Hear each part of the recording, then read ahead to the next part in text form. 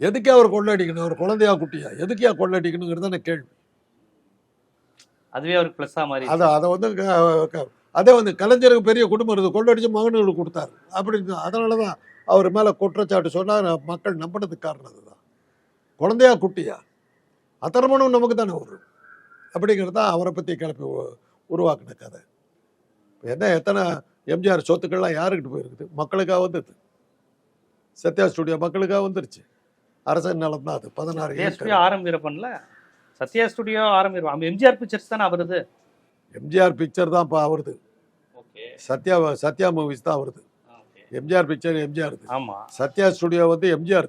யாராலும் ஆரம்பிக்க அவருக்கு சம்மந்தம் கிடையாது. முழுக்க முழுக்க எம்ஜிஆருடைய சொத்து. அதை அப்படியே எடுத்துக்கிட்டாங்க. ஆனால் அதில் ஒரு கல்லூரி நடக்குது. அதனால் அது ஒரு வகையில், ஏன்னா அந்த ஒரு ஊழல் வழக்கு அவர் மேலே வந்துருச்சு. 16 ஏக்கர் அப்படியே காசு கொடுக்காம எடுத்துக்கிட்டார். அது ஒன்று ராமச்சந்திரன் மெடிக்கல் காலேஜ்.